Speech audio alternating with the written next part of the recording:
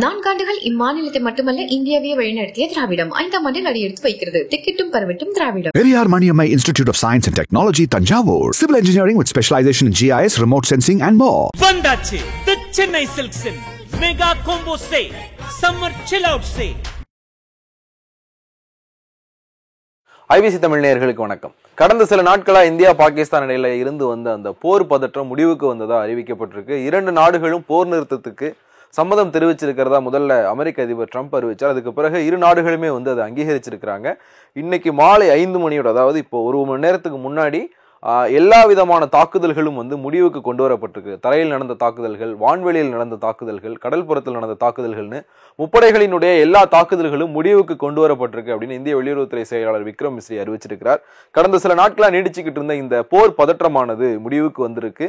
தெற்காசியாவினுடைய 2 அணுசக்திகளை வச்சிருக்கிற நாடுகளுக்கு இடையிலான அந்த போர் தொடங்காமே முடிவுக்கு கொண்டு வரப்பட்டிருக்கு. இந்த விஷயம் எங்க ஆரம்பிச்சது அப்படின்னா, கடந்த மாதம் காஷ்மீர்ல பஹல்காம்ல ஒரு தீவிரவாத தாக்குதல் நடந்தது. இந்த தீவிரவாத தாக்குதலுக்கான ரிட்டாலியேஷனா இந்தியன் கவர்மெண்ட் பாகிஸ்தான் மண்ணில் இருக்கிற பாகிஸ்தான் ஆக்கிரமிப்பு காஷ்மீர்ல இருக்கிற தீவிரவாத நிலைகள் மீது ஒரு தாக்குதலை முன்னெடுத்திருந்தாங்க. அது தீவிரவாத நிலைகள் மீது மட்டும்தான் தாக்குதல் நடந்திருந்தது. இந்த தாக்குதலுக்கு பிறகு இதுக்கு பாகிஸ்தான் பதிலடி கொடுக்கல, பாகிஸ்தான் எஸ்கலேட் பண்ணலன்னா நாங்களும் இதை போரா எஸ்கலேட் பண்ண மாட்டோம் அப்படிங்கிற ஒரு விஷயத்தை இந்தியா சொல்லி இருந்தது. ஆனா இந்த தாக்குதல் நடந்த அடுத்தடுத்த நாட்கள்லேயே பாகிஸ்தான் இதுக்கு எதிர்வினையாற்ற தொடங்கி இருந்தாங்க.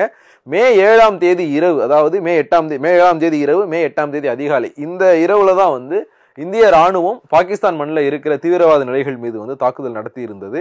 கிட்டத்தட்ட ஒரு 7-9 இடங்கள்ல தாக்குதல் நடத்தப்பட்டதா இந்திய ராணுவம் அதிகாரப்பூர்வமா அறிவிச்சிருந்தாங்க. அந்த தாக்குதல் முடிஞ்ச கொஞ்ச நேரத்திலே எல்லை கட்டுப்பாட்டு பகுதியில பாகிஸ்தான் ராணுவத்தினுடைய அத்துமீறல் தொடங்கி இருந்தது. ஜம்மு காஷ்மீர்ல பூஞ்ச், ரஜோரி உள்ளிட்ட மாவட்டங்கள்ல பாகிஸ்தான் ராணுவம் அவங்களுடைய தாக்குதலை தொடங்கி இருந்தாங்க. அதுக்கு பிறகு இந்த தாக்குதல், இந்த பதட்டம் உச்சகட்டத்தை அடைஞ்சது எப்ப அப்படின்னு பார்த்தோம்னா மே 8ஆம் தேதி இரவு தான்.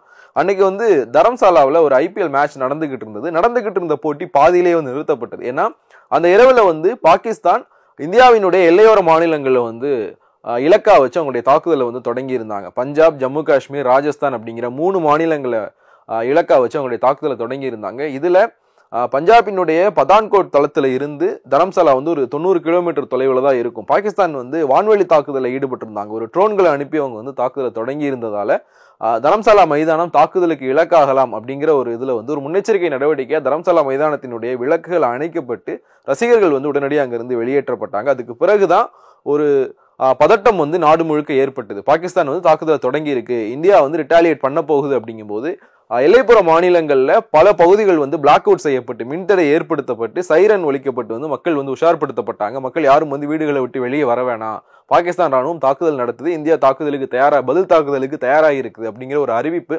மக்களுக்கு சொல்லப்பட்டது.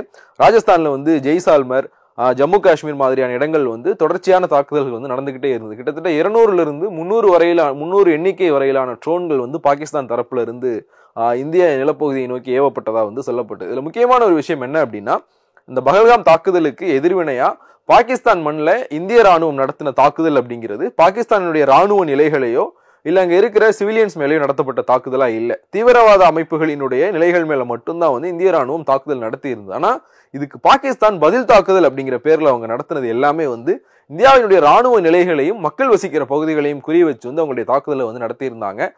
ஜம்மு காஷ்மீர் எல்லையில பூஞ்ச் பகுதியில அவங்க நடத்திய தாக்குதல்ல முதல் நாளே ஒரு 16 பேர் வரைக்கும் அப்பாவி பொதுமக்கள் கொல்லப்பட்டாங்க அப்படிங்கிற ஒரு தகவலை இந்திய ராணுவமே அதிகாரப்பூர்வமா இந்திய அரசு வெளியிட்டு இருந்தது. அதுக்கு பிறகு அன்னைக்கு அந்த இரவு நடந்த தாக்குதல்லையுமே சிவிலியன்ஸ் இருக்கிற பகுதிகள் குறி வச்சுதான் தாக்குதல் நடத்தப்படுது. அங்க இருந்து வர்ற எல்லா ட்ரோன்களுமே மக்கள் வசிக்கிற பகுதிகளை தான் குறி வைக்குது அப்படிங்கிற விஷயங்கள் சொல்லப்பட்டது. கிட்டத்தட்ட ஒரு 15 விமான நிலையங்கள் மூடப்பட்டது.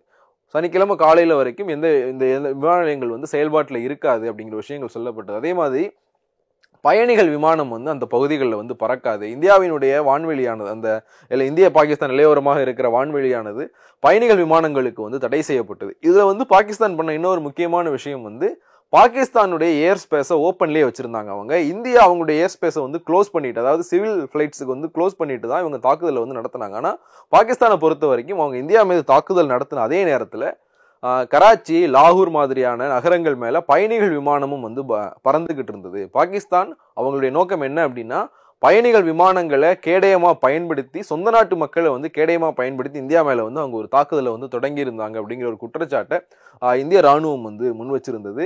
இந்த பதற்றம் உருவான அந்த மே 7ஆம் தேதி இரவு ஆபரேஷன் சிந்தூர் அப்படிங்கிற பேர்ல இந்திய ராணுவம் பாகிஸ்தான்ல இருக்கிற தீவிரவாத நிலைகள் மீது தாக்குதல் நடத்தி அதற்கு அடுத்த நாள் பாகிஸ்தான் வந்து இதுக்கு எதிர்வினையா வந்து தாக்குதல் தொடங்கினப்பவே வந்து பல உலக நாடுகள் வந்து இந்த விஷயத்தை பத்தி பேச ஆரம்பிச்சாங்க. அந்த மே 8ஆம் தேதி அதாவது பாகிஸ்தான் இந்தியா மேல தாக்குதல் நடத்தி இந்தியா அதை தடுத்து ரிட்டாலியேட் பண்ணிக்கிட்டு இருந்த அந்த சூழல்ல வந்து வெளியுறவுத்துறை அமைச்சர் ஜெய்சங்கர் கிட்டத்தட்ட வந்து ஒரு 10 சர்வதேச நாடுகளினுடைய பிரதிநிதிகளோட தொடர்ச்சியா வந்து பேசிக்கிட்டே இருந்தார். எப்பவுமே வந்து ஒரு போர் நடக்குது இல்ல ஒரு போர் பதற்றம் இருக்குது அப்படின்னா அங்க வெற்றி தோல்விகள் வந்து துப்பாக்கிகளாலையும் பீரங்கிகளாலையுமே மட்டுமே வந்து முடிவு செய்யப்படுறதில்லை. நவீன காலத்துல வந்து போர்க்களங்கள்ல நடக்கிற போரை விட பின்னாடி வந்து ராஜதந்திர நடவடிக்கைகளினுடைய அடிப்படையில தான் வந்து போரினுடைய நகர்வுகள் வந்து இருக்கும்.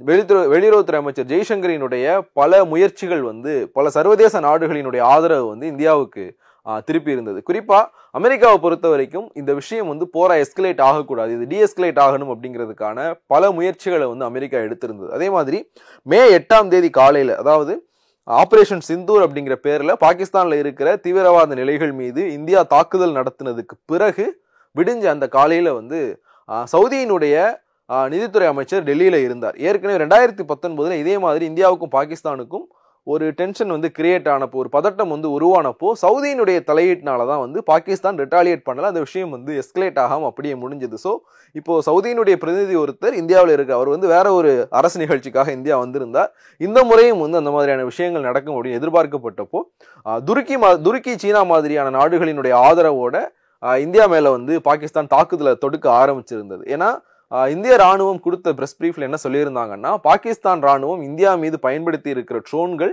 துருக்கியில தயார் செய்யப்பட்டது அப்படிங்கிற விஷயங்கள் தான் வந்து சொல்லப்பட்டிருந்தது. ஸோ துருக்கியினுடைய ஆதரவோட தான் வந்து இந்தியா மேல வந்து பாகிஸ்தான் அந்த தாக்குதலை வந்து தொடங்கி இருந்தாங்க. ஆனாலும் அமெரிக்கா சவுதி உள்ளிட்ட நாடுகள் வந்து தொடர்ச்சியா இந்தியாவுக்கும் பாகிஸ்தானுக்கும் இடையிலான ஒரு சமரசத்தை வந்து உருவாக்குறதுக்கான முயற்சிகள்ல ஈடுபட்டுக்கிட்டே இருந்தாங்க. ஏன்னா இந்தியா பாகிஸ்தான் அப்படிங்கிற இரண்டு நாடுகளுமே வந்து அணு ஆயுதங்களை வச்சிருக்கிற ஒரு நாடுகள், இரண்டு நாடுகளுமே தெற்காசிய பிராந்தியத்துல ஒரு முக்கியமான நாடுகளா இருக்கு. அதே மாதிரி ஒருவேளை வந்து இது வாரா எஸ்கலேட் ஆகுது, இது போர் அப்படிங்கிற இடத்துக்கு இதை நகர்த்திட்டாங்க அப்படின்னா அது இந்தியா பாகிஸ்தானோட முடிகிற ஒரு விஷயமா இருக்காது.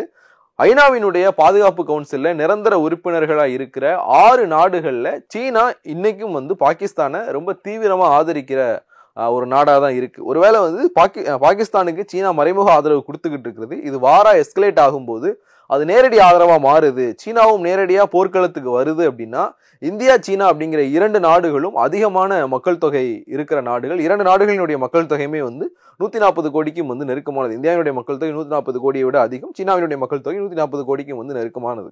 கிட்டத்தட்ட 250 கோடிக்கும் மேலான மக்கள் தொகை இருக்கிற இரண்டு நாடுகள் ஒரே நேரத்துல போர்ல இருக்கிறது வந்து உலக பொருளாதாரத்துல மிகப்பெரிய ஒரு தாக்கத்தை ஏற்படுத்தும், மிகப்பெரிய சரிவை வந்து உலக பொருளாதாரத்துல வந்து ஏற்படுத்தும். ஏன்னா கொரோனா காலகட்டத்துக்கு பிறகு இன்னும் உலக பொருளாதாரம் ஒரு பழைய நிலைமைக்கு போகல, இன்னும் சீரடையாத ஒரு நிலைமையில தான் இருக்கு. ஏற்கனவே ரஷ்யா உக்ரைன் போர் வந்து 2022 ஆரம்பிச்சு அது முடிஞ்சிருச்சா இல்லையா அப்படிங்கிற இடத்துல தான் வந்து இன்னும் இருக்கு. ரஷ்யா உக்ரைன் போரை வந்து முடிவுக்கு கொண்டு வரணும் அப்படிங்கிற முயற்சியில வந்து அமெரிக்கா தொடர்ந்து ஈடுபட்டுக்கிட்டு இருக்காங்க. அந்த போர் முடிஞ்சிருச்சா இல்லையான்னு தெரியாத ஒரு சூழல்ல இருக்கும்போது இன்னொரு புறத்துல இந்தியா பாகிஸ்தான் மாதிரியான இரண்டு நாடுகள் வந்து போர்க்களத்துக்கு போறது அப்படிங்கிறது வந்து அது ஒரு பெரிய பொருளாதார அழிவா இருக்கும் அப்படிங்கிற ஒரு அச்சமும் உலக நாடுகள் கிட்ட இருந்தது. இதை தாண்டி இரண்டு நாடுகள் கிட்டேயுமே இருக்கிற அணு ஆயுதங்கள் 1999 கார்கில் போர் காலகட்டத்திலேயே இந்த விஷயம் வந்து பேசப்பட்டது. கார்கில் போர் நடந்துகிட்டு இருக்கும் போதே இரண்டு நாடுகள் கிட்டேயுமே அணு ஆயுதங்கள் இருக்கு, யாராவது ஒருத்தர் ஒரு உச்சகட்டத்துல ஒரு பதட்டத்துல வந்து அணு ஆயுதத்தை பயன்படுத்துறாங்க, அவங்களுக்கு வந்து ஒரு மோசமான சூழல் இருக்கு, போர்ல வந்து ஒரு மோசமான சூழல் இருக்கும்போது அணு ஆயுதத்தை பயன்படுத்திடுவாங்களோ அப்படிங்கிற ஒரு அச்சம் இருந்தது.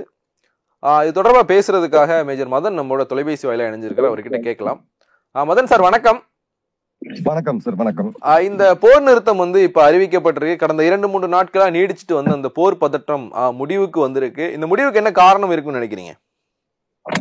இந்த முடிவுக்கு 3 முக்கியமான காரணங்கள். பாகிஸ்தானுக்கு தன்னோட நிலைமை என்ன அப்படின்றது இப்ப ரொம்ப தெளிவா நம்ம புரிய வச்சிருக்கோம். இந்தியா எடுத்திருக்கக்கூடிய ராணுவ நடவடிக்கை அப்படின்றது குறிப்பா அவங்களுடைய ஏர் டிஃபென்ஸ் சிஸ்டம், அவங்களுடைய விமான தளங்கள், அவங்களுடைய நியூக்ளியர் பேஸ் மற்றும் அவங்களுடைய விமானங்கள், இது எல்லாமே கடுமையான முறையில இந்தியா தாக்கி இருக்குது. இதற்கு மேல அவங்க யுத்தத்தை எடுத்துட்டு போறதுக்கான விலை அப்படின்றது மிக மிக அதிகமா இருக்கும். ரெண்டாவது காரணம், இன்னைக்கு காலையில ஊடகங்கள் மிஸ் பண்ண ஒரு விஷயம் என்னன்னு பாத்தீங்கன்னா, நீலம் வேலியில கிட்டத்தட்ட 54 பாகிஸ்தானுடைய ராணுவ முகாம்கள், மிலிட்டரி போஸ்ட இந்திய ராணுவம் தகர்த்தெறிஞ்சாங்க. இப்ப அவங்களுக்கு இருக்க பிரச்சனை என்னன்னா, இது போர் கண்டினியூ ஆச்சுன்னா மீண்டும் ஒரு முறை 71 போல டெரிட்டரியை லூஸ் பண்ற மாதிரி ஒரு நிலைமை வந்துருமோ அப்படின்ற அந்த கவலை வந்து அவங்களுக்கு இருக்கு.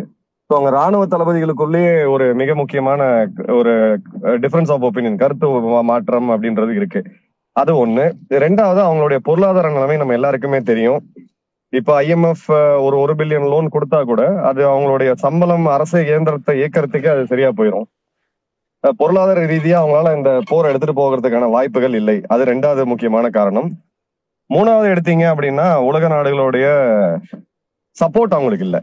இன்னைக்கு சைனா கூட பாத்தீங்கன்னா 2 நாடுகளும் சண்டை போடக்கூடாது அப்படின்ற மாதிரி தான். சைனா அவங்க வந்து மிகப்பெரிய ஆல் வெதர் ஃப்ரெண்ட், கூட்டாளி அப்படின்னு சொல்லுவாங்க. நீ சைனாவுமே அவங்க கூட இல்லை அப்படின்ற போது இந்த போரை நிறுத்துறதை தவிர அவங்களுக்கு வேற ஆப்ஷனே கிடையாது. இந்த 3 காரணங்களுக்காக தான் இந்த போர் நிறுத்தத்துக்கு அவங்க 3 மணிக்கு போல நம்மளோட DGM டைரக்டர் ஜெனரல் மிலிட்டரி ஆபரேஷன்ஸோட பேசி அமெரிக்காவோட தலையீட்டும் அதுல இருந்துச்சு. அதன் காரணமா தான் இந்த போர் நிறுத்தத்துக்கு அவங்க வராங்க. சார், இந்த போர் நிறுத்தத்துக்கு பிறகு 2 நாடுகளும் வந்து தாக்குதல் முடிவுக்கு கொண்டு வரும் அப்படிங்கறது வந்து அறிவிச்சிருக்கிறாங்க. நிலப்பரப்புல வான்பரப்பில் நடத்தப்பட்ட எல்லா தாக்குதல்களுமே வந்து முடிவுக்கு வரும் அப்படின்னு அமெரிக்காவினுடைய வெளியுறவுத்துறை செயலாளர் ஒரு விஷயம் சொல்லியிருந்தார். ஒரு பொதுவான இடத்துல பேச்சுவார்த்தை நடத்தப்படும் அப்படின்னு. இந்த பேச்சுவார்த்தையில இந்தியா தரப்புல என்னென்ன மாதிரியான டிமாண்ட்ஸ் வைக்கப்பட வாய்ப்பு இருக்கு? இல்ல, அது அவர் மார்க்கோ ரூபியோ அவர்கள் பேசியிருக்கிறாங்க. பட் நம்ம அதுக்கு ஒத்துக்க மாட்டோம். இந்த நாள் வரைக்கும் பாத்தீங்கன்னா, நேரு அவர்களுடைய காலத்துல இருந்து இன்னி வரை எத்தனை பிரதமர்கள் மாறி இருந்தாலும் 3வது நாட்டோட தலையிட்ட பொது தலையிட்ட இந்தியா இன்னைக்குமே ஒத்துக்கிட்டது கிடையாது. சார், ஒரு சின்ன குறுக்கீடு, சின்ன கேள்வி. 1965 போருக்கு பிறகு தாஷ்கண்ட்ல தானே பேச்சுவார்த்தை நடந்தது இந்தியா பாகிஸ்தான் இடையில. அன்னைக்கு சோவியத்தினுடைய தலையீட்டை நம்ம அனுமதிச்சோமே. இல்ல, சோவியத்தோட தலையீடு நம்ம அனுமதிச்சோம் அப்படின்ற போது அன்னைக்கு நம்ம பேசின டேர்ம்ஸ் வந்து வேற. அன்னைக்கு நம்ம ஏற்கனவே ஒரு பேச்சுவார்த்தைக்கு இது பண்ணிருந்தோம். ஒரு நியூட்ரல் நாடு முன்னாடி நம்ம சைன் பண்ண வேண்டிய ஒரு சூழ்நிலை இருந்துச்சு. இன்டர்நேஷனல் ரெகக்னிஷன் அன்னைக்கு தேவையா இருந்துச்சு.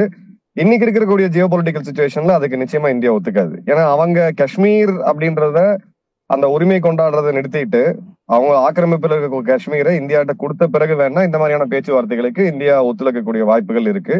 இப்பொழுதுக்கு நீங்க பாத்தீங்க அப்படின்னா இதை நேரடியா இருதரப்பும் பேசிதான் சால்வ் பண்ணும். அந்த நிலையை தான் இந்தியா இது வரைக்கும் எடுத்திருக்கு. எத்தனை ஆட்சிகள் மாறி இருந்தாலும், கட்சிகள் மாறி இருந்தாலும் நம்மளுடைய நிலை அப்படின்றது இதுல இருந்து இந்த ஃபாரின் பாலிசியில நம்ம மாறமாட்டோம் அப்படின்றத என்னோட கணிப்பு.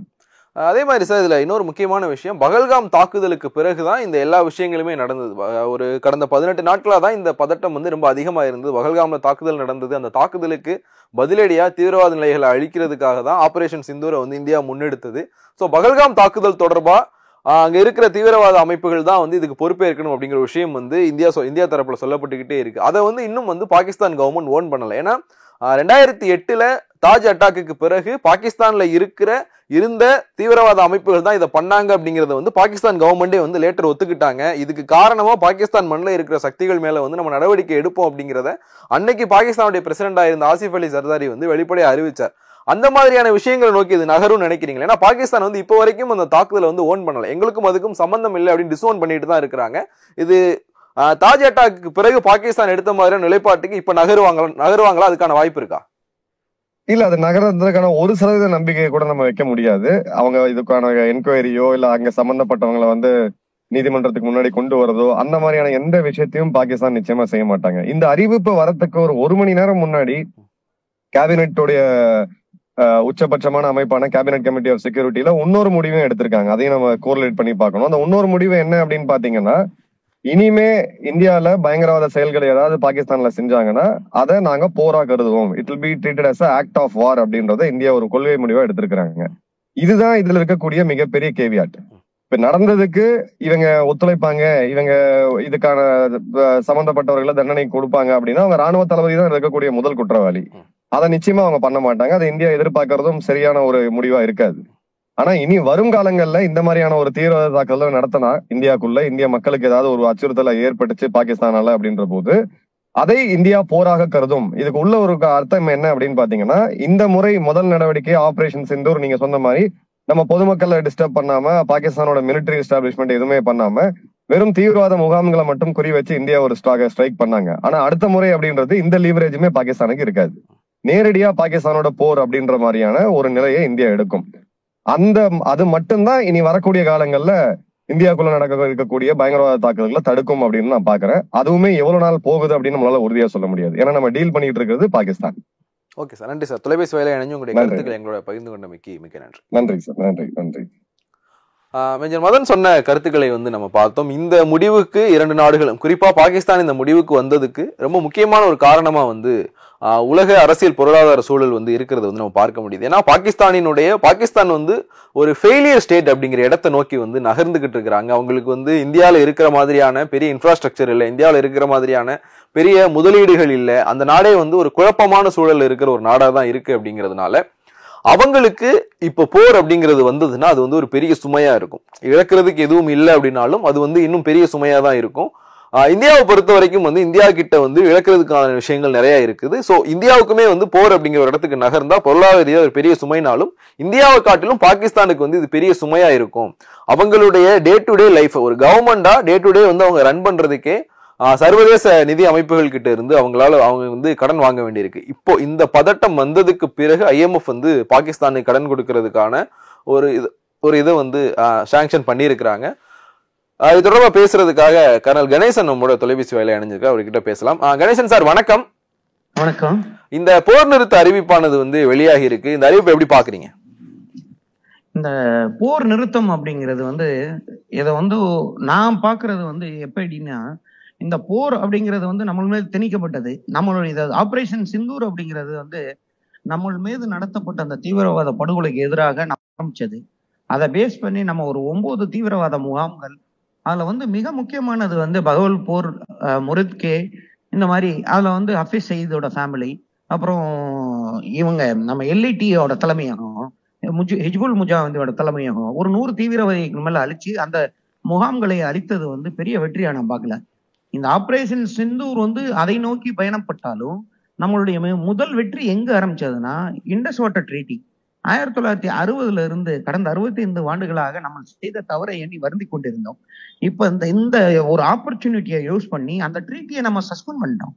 இப்போ அதை ரிவோக் பண்ணல. நம்ம இப்போ இந்த போர் நிறுத்தம் அப்படிங்கிறது இந்த ட்ரீட்டியை நம்ம சஸ்பெண்ட் பண்ணும்போது பாகிஸ்தானுடைய முதல் பார்வை எப்படி ரியாக்ஷன் எப்படி இருந்ததுன்னா, இந்த ட்ரீட்டியை நம்ம சஸ்பெண்ட் பண்ணதை ஆக்ட் ஆஃப் வாரா பார்த்தாங்க. அவங்க நம்ம அந்த 9 டார்கெட்டை அடிச்சதை பெரிய விதமான ஒரு இது அவங்க கிட்ட தாக்கத்தை ஏற்படுத்தல.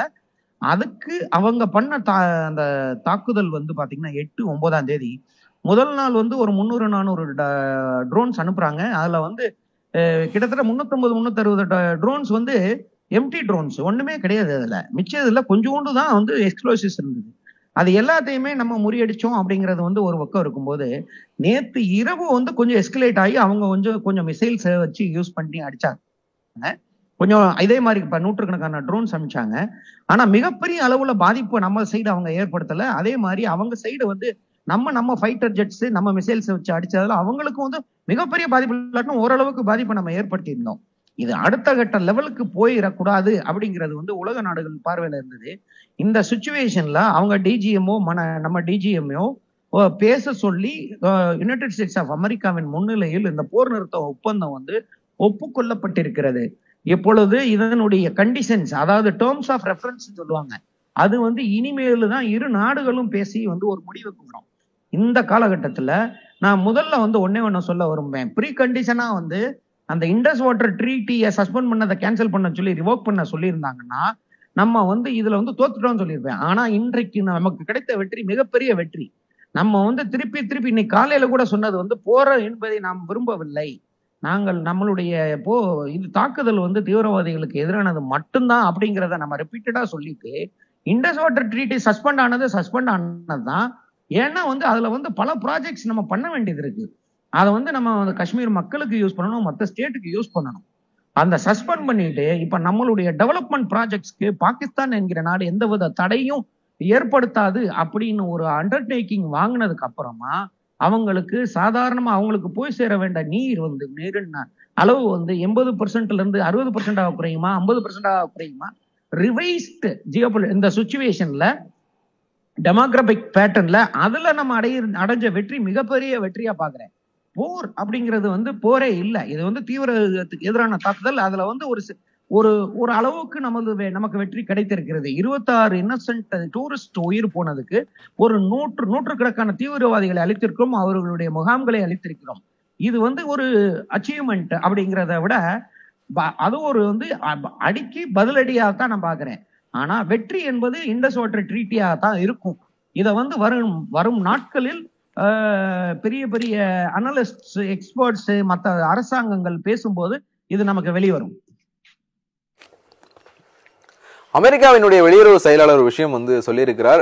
ஒரு பொதுவான இடத்துல பேச்சுவார்த்தை நடத்துறதுக்கு 2 நாடுகளும் ஒப்புக்கொண்டிருக்காங்க அப்படின்னு சொல்லிட்டு, குறிப்பா ஒரு போர் பதட்டம் ஏற்பட்டு அது முடிவுக்கு வருது, 2 நாடுகளும் தாக்குதல்களை நிறுத்துறாங்க அப்படின்னா நீங்க சொன்ன மாதிரி ஒரு டேர்ம்ஸ் அண்ட் கண்டிஷன்ஸ் அங்க பேசப்பட்டிருக்கு. பகல்காம் தாக்குதலை மையமா வச்சுதான் இந்த எல்லா பிரச்சனையும் ஆரம்பிச்சது. அப்படிங்கும் போது அந்த தாக்குதல் தொடர்பான விஷயங்களா இந்தியா என்ன டிமாண்ட்ஸை முன்வைக்கும் நினைக்கிறீங்க?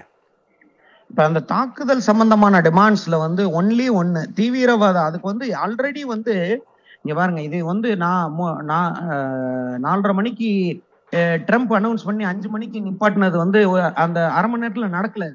இது காலையில இருந்து நேத்துல இருந்து இது இந்த பேச்சுவார்த்தை அமெரிக்கா மார்க்கோ ருபியோ மூலமாகவும், சவுதி பையோட அமைச்சர் மூலமாகவும், ஈரானியன் அமைச்சர் மூலமாகவும் இந்த நெகோசியேஷன் போய்கிட்டு இருக்கும்போது இப்போ இது உடனே நடக்கல. இந்த இது நடந்து இந்த டெசிஷன் இந்த இதுக்கு வரும்போது ஆல்ரெடி இந்திய அரசாங்கத்தால் ஒரு ஸ்டேட்மெண்ட் கொடுக்கப்பட்டது. அதை எல்லாரும் கவனிக்கணும். ஃபியூச்சர்ல எனி ஆக்ட் ஆஃப் தீவிரவாத செயல் எது நடந்தாலும் அதை ஆக்ட் ஆஃப் வாராதான் நாங்க பார்ப்போம் அப்படின்னு ஒரு ஸ்டேட்மெண்ட்டும் கொடுத்திருக்காங்க. இப்ப இனிமேல் பாகிஸ்தான் எந்த விதமான தீவிரவாதிகள் செயலை நம்ம நாட்டில் அரங்கேற்ற நினைத்தால் அது ஒரு ஆக்ட் ஆஃப் வாரா பார்க்கப்படும். அது இந்த அக்ரிமெண்டோட டேர்ம்ஸ் ஆஃப் ரெஃபரன்ஸ் சைன் பண்ணப்படும் போது அதனுடைய மென்ஷன் கண்டிப்பாக இருக்கும். அப்படி எதுவாவது ஒண்ணு நடக்குமேயானால் அதற்கு முழு பொறுப்பு பாகிஸ்தான் ஏற்க வேண்டும் என்றுதான் நம்மளுடைய கண்டிஷனே இருக்கும். அதனால இந்த இது இப்போது தற்போதைக்கு இது சஸ்பென்ஷன் ஆஃப் ஹாஸ்டிலிட்டிஸ் தான். அதாவது நான் அங்கிட்டு இருந்து அங்கிட்டு போற அந்த ப்ரொஜெக்டைல்ஸ், அந்த எக்ஸ்ப்ளோசிவ்ஸ் இதை தற்காலிகமாக நிறுத்தி வைக்கப்பட்டிருக்கு. இப்போ ஒரு நியூட்ரல் பிளேஸ்ல வச்சு இந்த 2 நாடுகளும் உட்கார்ந்து பேசும்போதுதான் அந்த டேர்ம்ஸ் ஆஃப் ரெஃபரன்ஸ்ல யாரு என்ன டிமாண்ட் வைக்கிறா அப்படிங்கிறது தெரியும். அதை யாரு ஒத்துக்கொள்கிறார்கள், யாரு காம்ப்ரமைஸ் பண்ணுகிறார்கள், யாரு பலவீனமானதுன்றது வேற விஷயம். அந்த டேர்ம்ஸ் ஆஃப் ரெஃபரன்ஸை யாரு எப்படி ஒத்துக்கிறாங்க, யாருக்கு அது பாதிப்பு ஜாஸ்தியாகவும் இல்ல அப்படிங்கிறத பார்த்துதான் நம்ம அடுத்த கட்டத்துக்கு போக முடியும். நன்றி சார். தொலைபேசி வாயிலா இணைஞ்சு உங்களுடைய கருத்துக்களை எங்களோட பகிர்ந்து கொண்டமைக்கு மிக்க நன்றி. தேங்க்யூ. இந்த போர் நிறுத்தம் அப்படிங்கிறது ட்ரம்ப் அறிவிச்சு அதுக்கு பிறகு பாகிஸ்தான் துணை பிரதமரும் இந்தியாவினுடைய வெளியுறவு செயலாளர் விக்ரம் மிஸ்ரியும் பிரஸ் மீட்ல சொல்லி முடிச்ச ஒரு விஷயம் கிடையாது. ஏன்னா இது கடந்த 2-3 நாட்களாவே தொடர்பான பேச்சுவார்த்தைகளும் நடந்துகிட்டு தான் இருந்தது. நான் முன்னாடியே சொன்ன மாதிரி ஒரு போர் எப்பவுமே களத்துல மட்டுமே நடக்காது. அதற்கு பின்னாடி ராஜதந்திர ரீதியா நிறைய நடவடிக்கைகள் இருக்கும். ஏன்னா ட்ரம்ப் அறிவிக்கிறதுக்கு முன்னாடியே இந்தியாவினுடைய ராணுவ தலைமை தளபதியும் பாகிஸ்தானுடைய ராணுவ தளபதியும் பேசினாங்க அப்படிங்கறத வெளியுறவுத்துறை செயலாளர் அவருடைய பிரஸ் பிரீஃப்லயே சொல்லியிருந்தார். அந்த பேச்சுவார்த்தையில தான் 5 மணியோட எல்லா தாக்குதல்களும் முடிவுக்கு வரும் அப்படிங்கிற மாதிரியான ஒரு முடிவும் எடுக்கப்பட்டதாகவும் சொல்லப்பட்டிருக்கு. இதுல எல்லோரும் குறிப்பிட்ட ஒரு முக்கியமான விஷயம் அப்படிங்கிறது ஃபியூச்சர்ல இந்தியா மேல இந்த மாதிரியான டெரரிஸ்ட் அட்டாக் நடந்ததுன்னா அது வார் அகைன்ஸ்ட் நேஷனா கருதப்படும் அப்படிங்கிற ஒரு முடிவை இந்தியா எடுத்ததுதான் பாகிஸ்தானை இந்த இடத்தை நோக்கி நகர்த்தி இருக்கு அப்படிங்கிற விஷயத்தை சொல்றாங்க. ஏன்னா இந்தியாவுக்கும் பாகிஸ்தானுக்கும் இடையில ஏற்கனவே பல போர் நிறுத்த ஒப்பந்தங்கள் அமல்ல இருக்கு.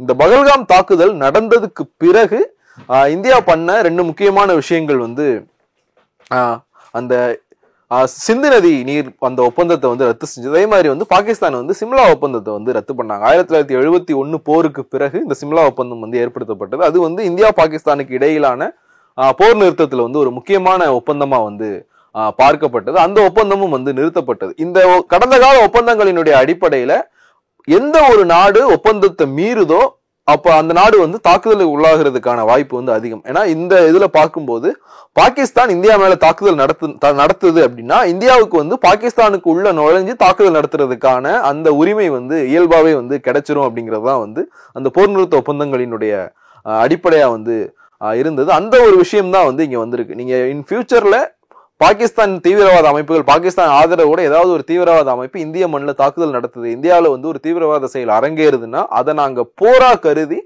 பாகிஸ்தானுக்கு பதிலடி கொடுப்போம் அப்படிங்கிற ஒரு முடிவை இந்தியா எடுத்திருக்கிறது.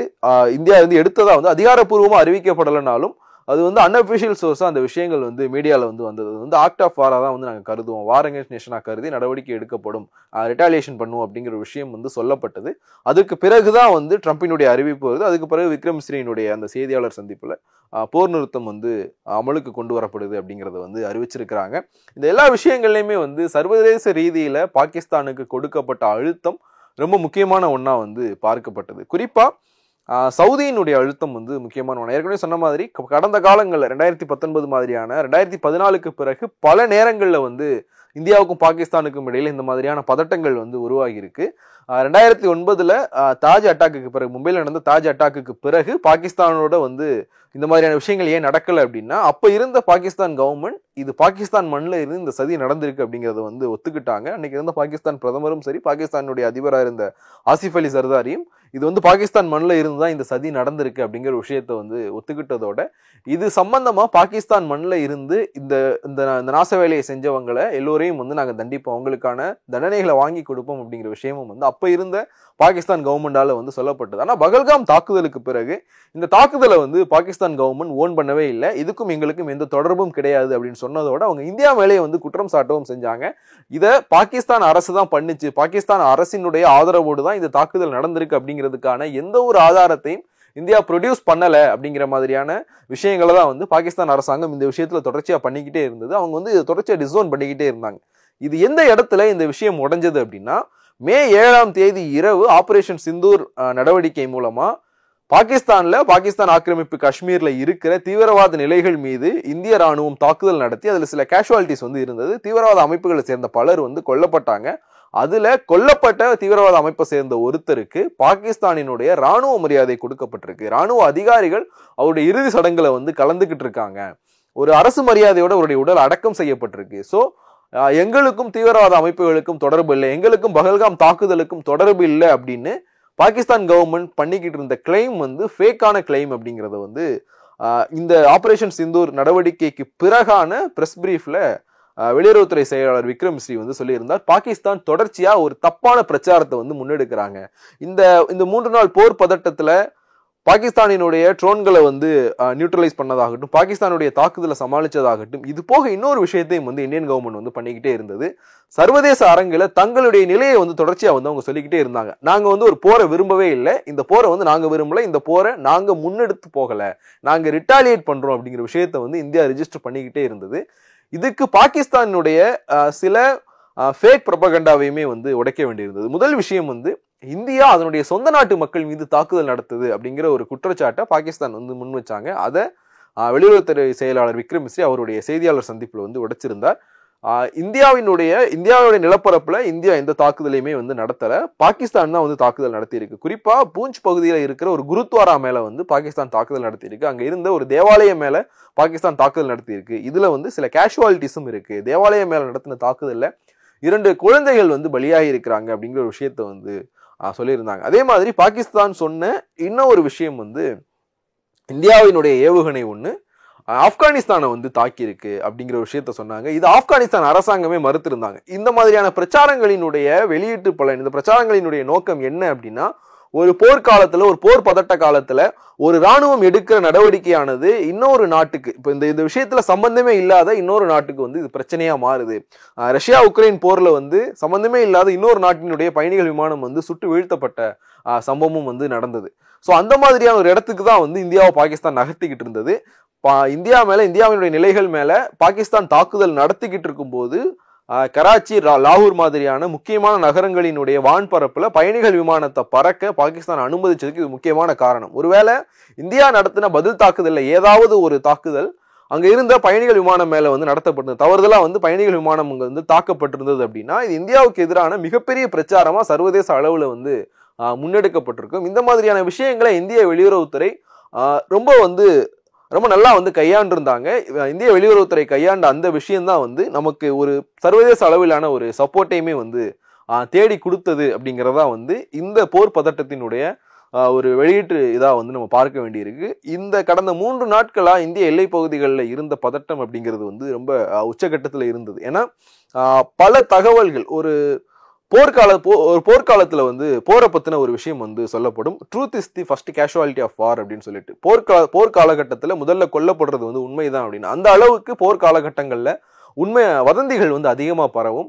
இந்த பதட்டத்தை பயன்படுத்தி பரப்பப்பட்ட வதந்திகள்ங்கிறது வந்து ரொம்ப அதிகமாவே இருந்தது. குறிப்பா மே 8ஆம் தேதி பாகிஸ்தான் வந்து இங்க தாக்குதலை தொடங்கினப்போ, தரம்சாலாவில் இந்த IPL மேட்ச் பாதியில நிறுத்தப்பட்டப்போ, அன்னைக்கு நைட்டு ஒரு 10 மணி தொடங்கி காலையில 5 மணி வரைக்கும் இங்க பரப்பப்பட்ட செய்திகள்ல 199 செய்திகள் வந்து பொய் செய்திகளா தான் இருந்தது போர் தொடர்பா. அன்னைக்கு அங்க உண்மையிலே நடந்தது என்ன அப்படின்னா, இந்தியாவினுடைய நிலைகள் மீது, இந்தியாவினுடைய ராணுவ நிலைகளின் மீது, இந்தியாவினுடைய சிவிலியன்ஸ் இருக்கிற பகுதிகள் மீது பாகிஸ்தான் தாக்குதல் நடத்த முயற்சித்தது. இந்தியாவினுடைய வான் பாதுகாப்பு அமைப்பு அந்த தாக்குதல்களை வந்து முறியடிச்சாங்க. ரிட்டாலியேஷனா சியால்கோட் மேல வந்து தாக்குதல் நடத்தப்பட்டது. இந்திய ராணுவம் வந்து சியால்கோட் மேல தாக்குதல் நடத்தது. ஆனா இங்க பரப்பப்பட்ட செய்திகள் என்னன்னா, இஸ்லாமாபாத்துக்குள்ள இந்தியன் ட்ரூப்ஸ் வந்து புகுந்துருச்சு, லாகூர் மேல வந்து தாக்குதல் நடக்குது, பாகிஸ்தானுடைய பிரதமர் வந்து பதுங்கு குழிக்குள்ள போயிட்டார், பாகிஸ்தானுடைய ராணுவ தளபதியை வந்து கைது செஞ்சுட்டாங்க, கராச்சி துறைமுகம் மேல வந்து இந்தியா தாக்குதல் நடத்துது அப்படிங்கிற மாதிரியான செய்திகள் வந்து இங்க தொடர்ச்சியா பரப்பப்பட்டுக்கிட்டே இருந்தது. அரபிக்கடல்ல இந்திய விமானப்படை கண்காணிப்புல ஈடுபட்டது வந்து உண்மை. பாகிஸ்தானுடைய நகர்வுகள் தொடர்பான கண்காணிப்புல வந்து அரபிக்கடல் பகுதிகளில் வந்து இந்திய விமானப்படை வந்து கண்காணிப்பு பண்ணாங்க. ஆனா ஒரு துறைமுகத்தை தாக்குன முயற்சிக்கு வந்து இந்தியா போகுமா அப்படின்னா அது வந்து ரொம்ப சந்தேகத்திற்குரிய கேள்வி. ஏன்னா ஒரு போர் பதட்டம் இருக்கு, ஒரு போர் நடக்குது அப்படின்னா, இரண்டு நாடுகளுக்கு இடையில ஒரு போர் பதற்றம் இருக்கும்போது ஒரு நாட்டினுடைய துறைமுகத்தை இன்னொரு நாடு தாக்குது அப்படிங்கிறது வந்து அது அந்த போரை இன்னும் வந்து அடுத்த கட்டத்துக்கு எடுத்துட்டு போற மாதிரியான ஒரு விஷயம் தான். நாங்க இந்த போரை எஸ்கலேட் பண்ணல, நாங்க இதை டீஎஸ்கலேட் பண்ணதான் விரும்புறோம் அப்படின்னு தொடர்ச்சியா முதல்ல இருந்தே சொல்லிக்கிட்டு இருந்த இந்திய அரசாங்கம் வந்து கராச்சி துறைமுகத்தை வந்து தாக்குறது அப்படிங்கிற மாதிரியான முடிவை வந்து எடுக்கிறதுக்கான எந்த வாய்ப்புமே இல்லை, அது வந்து நடக்கவும் இல்லை. இது அடுத்த கட்டமா எப்படி நகரும் அப்படின்னா, இங்க வந்து இன்னொரு பேச்சுவார்த்தை நடத்தப்படுறதுக்கான வாய்ப்பு இருக்கு. ஏன்னா முன்னாடியே சொன்ன மாதிரி வந்து ஒரு போர்க்களத்துல இங்க வெளியில நடக்கிற விஷயங்கள் வந்து ரொம்ப முக்கியமான ஒண்ணு. இந்த பேச்சுவார்த்தை வந்து எப்படி முன்னெடுக்கப்படும்? அமெரிக்காவினுடைய வெளியுறவுத்துறை செயலாளர் ஒரு பொதுவான இடத்துல வந்து நாங்க பேச்சுவார்த்தை நடத்துவோம் அப்படின்னு வந்து சொல்லியிருக்காரு. இந்தியா பாகிஸ்தான் விவகாரம் தொடர்பா ஏற்கனவே வந்து மேஜர் மதன் சொன்ன மாதிரி நிறைய பேச்சுவார்த்தைகள் பொதுவான இடத்துல நடந்ததில்லை. ஒன்னு இந்தியாவில் நடந்திருக்கும், இல்ல பாகிஸ்தான்ல நடந்திருக்கும். ஒரு மூன்றாவது நாட்டினுடைய தலையீடு பெரும்பாலும் வந்து இங்க அனுமதிக்கப்பட்டதே இல்லை. மூன்றாவது நாட்டினுடைய தலையீட்டை வந்து இரண்டு நாடுகளுமே கேட்ட நேரத்திலையுமே வந்து அந்த தலையீடுகள் எப்படியா இருந்திருக்குன்னா அது வந்து ஒரு பேக்ஃபயர் ஏற்படுத்துற மாதிரியான விஷயங்களா தான் மூன்றாம் நாட்டினுடைய தலையீடு வந்து இருந்திருக்கு. 1971 வங்கதேசம் உருவாக்கப்பட்ட அந்த போருக்கு முன்னாடி அமெரிக்காவினுடைய தலையீட்டை வந்து இந்தியாவே வந்து ஓப்பனா கேட்டது. அந்த போருக்கு சில மாதங்களுக்கு முன்னாடி இந்திய பிரதமர் இந்திரா காந்தி அமெரிக்கா போயிருந்தாங்க. இந்த வங்கதேச அகதிகள் பிரச்சனை தொடர்பாக அமெரிக்கா தலையிடணும், பாகிஸ்தான் கிட்ட பேசணும் அப்படிங்கிற விஷயத்த சொன்னப்போ இந்தியாவுக்கு ஆதரவான ஒரு நிலைப்பாட்டை அமெரிக்கா எடுக்கல அப்படின்றதுனால வந்து அவங்க அதுக்கு பிறகான சோவியத் பயணத்தில் எடுக்கப்பட்ட முக்கியமான சில ராஜதந்திர நடவடிக்கைகள் மூலமா தான் அந்த போரே வந்து வெற்றி கொள்ளப்பட்டது. இந்தியாவிற்கு ஆதரவா அந்த போரினுடைய முடிவு நகர்ந்ததற்கு காரணம் அந்த போருக்கு முன்னாடி இந்திரா காந்தி மேற்கொண்ட சோவியத் யூனியன் பயணம் தான்.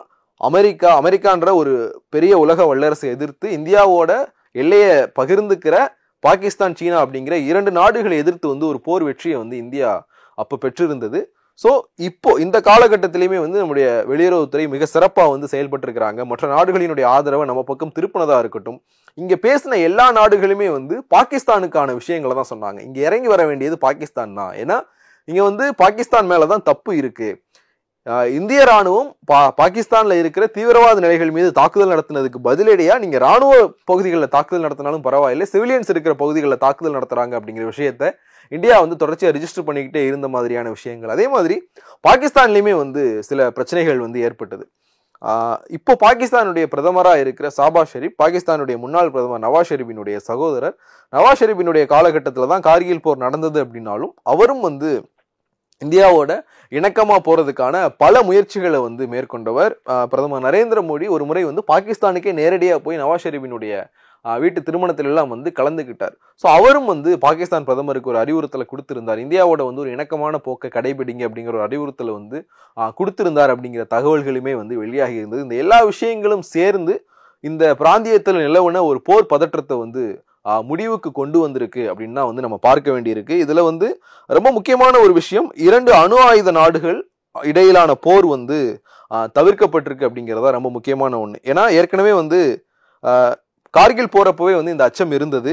இரண்டு நாடுகள்ல ஏதாவது ஒரு நாடு அணு ஆயுத போரை வந்து கையில் எடுத்துட்டாங்க, அணு ஆயுதத்தை வந்து பயன்படுத்திட்டாங்க அப்படின்னா அது வந்து ஒரு பெரிய டிசாஸ்டரா வந்து போய் முடியும். ஏன்னா இரண்டாம் உலகப் போர் காலகட்டத்தில் அணு ஆயுதம் வந்து பயன்படுத்தப்பட்ட போது அப்ப இருந்த அணு ஆயுதங்களும் இப்ப இருக்கிற அணு ஆயுதங்களுக்கும் வந்து நிறைய வித்தியாசம் வந்து இருக்கு. ஸோ ஒருவேளை இப்போ வந்து இந்த மாடர்ன் டேல வந்து அவங்க அணு ஆயுதத்தை பயன்படுத்துறது அப்படிங்கிற ஒரு முடிவை எடுத்துட்டாங்கன்னா நம்ம வந்து இன்னும் வந்து ஒரு 70-80 ஆண்டுகள் பின்னோக்கி போற மாதிரியான ஒரு விஷயம் வந்துடும் அப்படிங்கிற ஒரு அச்சம் வந்து சர்வதேச சமூகத்துக்கு இருந்தது. அந்த அச்சம் வந்து இப்போ தவிர்க்கப்பட்டிருக்கு அப்படிங்கிறதா வந்து ரொம்ப முக்கியமான ஒரு விஷயமா வந்து இதுல பார்க்கப்படுது. இன்னும் இதுல இருக்கிற இன்னொரு கோணம் அப்படிங்கிறது வந்து இன்னைக்கு IMF பாகிஸ்தானுக்கான அந்த ஃபண்டை கொடுக்கறதுக்கு ஒத்துக்கிட்டு இருக்காங்க. ஒருவேளை பாகிஸ்தான் இந்த விஷயத்துல இறங்கி வரல, நாங்க ரிட்டாலியேட் பண்ணுவோம், இல்ல நாங்களே வந்து இந்தியா மேல தாக்குதல் நடத்துவோம் அப்படிங்கிற விஷயங்களை அவங்க தொடர்ச்சியா பேசும்போது பாகிஸ்தானுக்கு கிடைச்சிக்கிட்டு இருக்கிற சர்வதேச நிதி உதவிகள் வந்து நிறுத்தப்படலாம். அப்படி பாகிஸ்தானுக்கான சர்வதேச நிதி உதவிகள் நிறுத்தப்படுது அப்படின்னா அது அந்த நாட்டினுடைய டே டு டே லைஃபே வந்து பெரிய அளவிலான பாதிப்பு வந்து உண்டாக்கும் அப்படிங்கிற ஒரு புள்ளியும் இருக்குது. ஸோ சர்வதேச நாடுகள் பாகிஸ்தானுக்கு கொடுத்துக்கிட்டு இருக்கிற அந்த உதவி அப்படிங்கிற ஒரு இடத்துல இருந்துமே வந்து இதை அணுக வேண்டியிருக்கு. அதே மாதிரி சுற்றி இருக்கிற வேற எந்த நாடும் இதுக்கு முன்னாடி இந்தியா பாகிஸ்தான் போர் நடந்த காலகட்டத்தில எல்லாம் இல்லை இந்தியா பாகிஸ்தானுக்கு இடையில ஒரு போர் பதற்றம் இருந்தப்போ எல்லாம் ஏதாவது ஒரு நாடு வெளிப்படையா வந்து பாகிஸ்தானுக்கான சப்போர்ட்டிங் ஸ்டாண்டை வந்து எடுத்திருக்கிறாங்க. 1965 1971 இந்த காலகட்டத்தில எல்லாம் இந்தியாவுக்கும் பாகிஸ்தானுக்கும் இடையில போர் நடந்தப்போ அமெரிக்கா வெளிப்படையா வந்து பாகிஸ்தான் ஆதரிச்சிருக்கு. ஏன்னா இந்தியாவினுடைய வெளியுறவு கொள்கை அப்படிங்கிறது வந்து ஒரு நான் அலைன்மெண்ட் அப்படிங்கிற ஒரு இடத்துல இருந்து தான் இந்தியா அவங்களுடைய வெளியுறவு கொள்கையை வந்து இந்தியா வந்து கட்டமைச்சாங்க. ஸோ இந்திய சுதந்திரத்துக்கு பிறகான இந்தியாவுடைய வெளியுறவு கொள்கை நான் அலைன்மெண்ட் அப்படிங்கிற அந்த பேஸ்ல இருந்து தான் வந்து நம்ம கட்டமைச்சு அதை இன்னும் வந்து எடுத்துட்டு போய்கிட்டு இருக்கோம். ஸோ நான் அலைன்மெண்ட் அப்படிங்கிறதே வந்து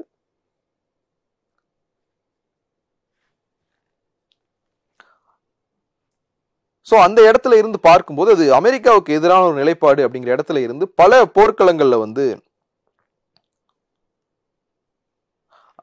இது தொடர்பாக பேசுறதுக்காக ஓய்வு பெற்ற வெளியுறவுத்துறை செயலாளர் கணபதி வந்து நம்மோட தொலைபேசி வாயில அணிஞ்சிருக்கு. அவர்கிட்ட பேசலாம். கணபதி சார் வணக்கம். வணக்கம். இந்த போர் நிறுத்த அறிவிப்பு வந்து வெளியிடப்பட்டிருக்கு. முதல்ல வந்து இது அமெரிக்க அதிபர் ட்ரம்ப் தான் வந்து அறிவிச்சார் போர் நிறுத்தத்துக்கு வந்து 2 நாடுகளும் வந்து ஒப்புக்கொண்டிருக்கு அப்படின்னு. இந்த அறிவிப்பை எப்படி பாக்குறீங்க? இதை எப்படி பார்க்கலாம்னா இன்னைக்கு நீங்க பார்த்திருப்பீங்க நம்ம ஸ்டேட்மெண்ட் எப்போதும் கன்சிஸ்டன்டா இருந்திருக்கு. பாகிஸ்தான் டீஎஸ்கலேட் பண்ணினாங்கன்னா நம்ம உடனே போர் நிறுத்துவோம்னு. இன்னைக்கு கார்த்தால செக்ரட்டரி ஆஃப் ஸ்டேட் ரூபியோ வந்து பாகிஸ்தானோட ஆர்மி சீஃப் அசிம் ஓட பேசியிருக்காரு. மோஸ்ட் இம்பார்ட்டன்ட் அங்க வந்து ஃபுல்லா ஜெனரல் தானே, ஆசிம் முனீர் தானே எல்லாம் நடவடிக்கை எடுக்கிறார், அவர் தானே மோரலஸ் கவர்மெண்ட்.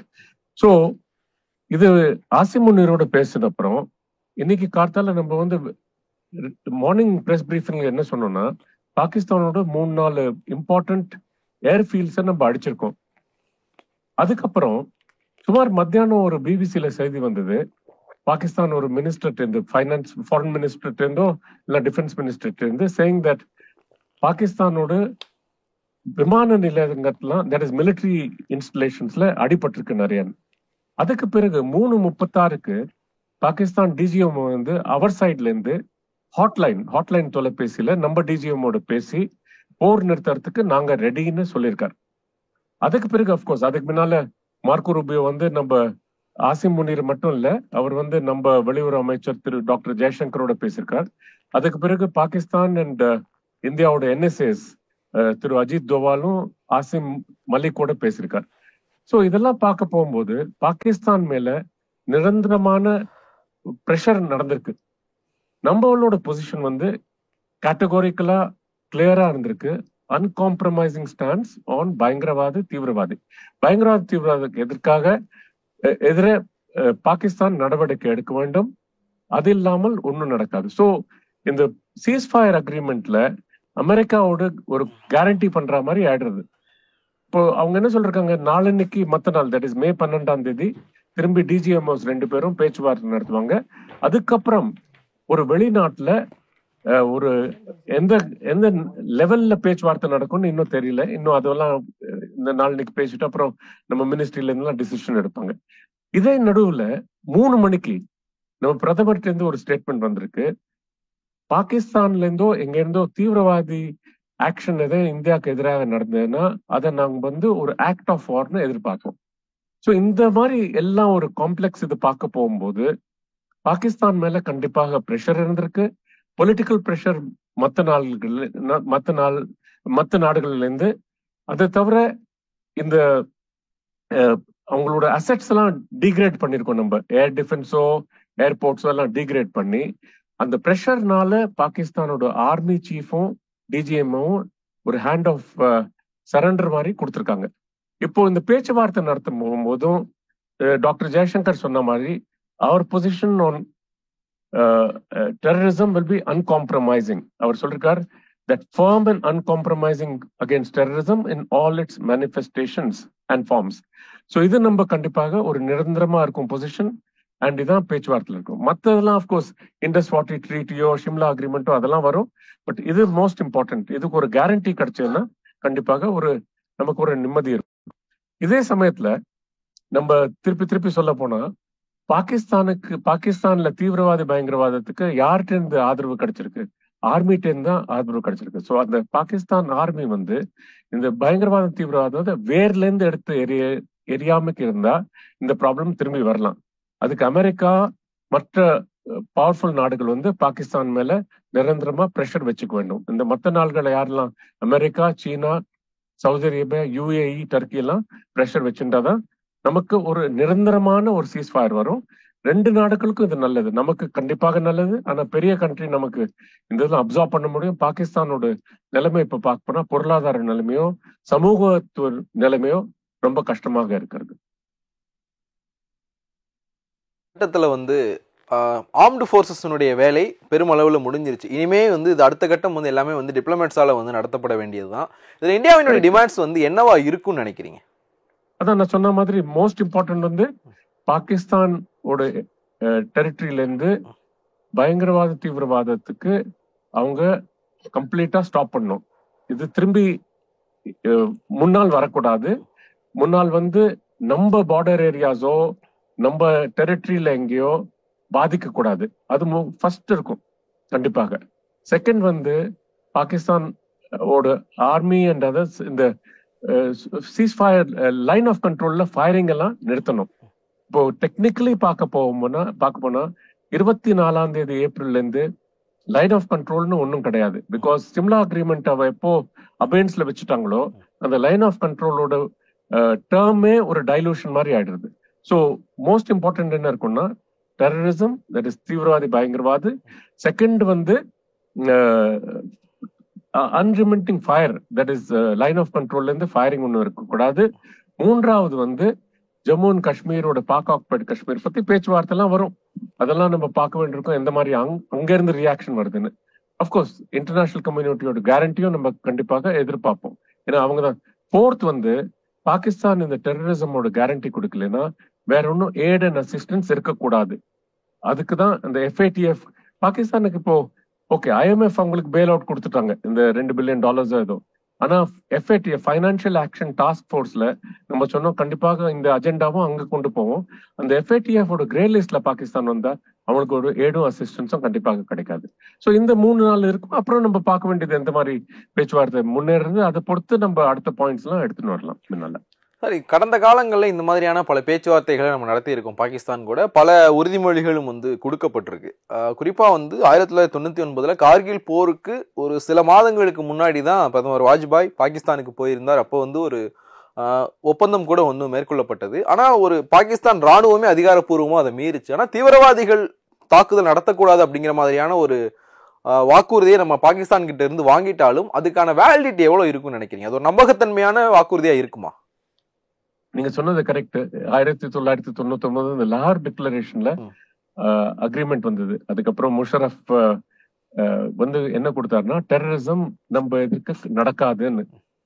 அதுக்குதான் நான் திருப்பி என்ன சொல்வேன்னா பாகிஸ்தானோட தீவிரவாதத்தை பத்தி அவங்க எந்த பேச்சுவார்த்தையில ஒரு அக்ரிமெண்ட் கொடுத்தாலும் நம்ம ஒரு ட்ரஸ்ட் பட் வெரிஃபைன்னு ஒண்ணு இருக்கு. நான் பாகிஸ்தான் பார்க்க போகும்போது என்ன சொல்வேன்னா verify don't trust then only trust.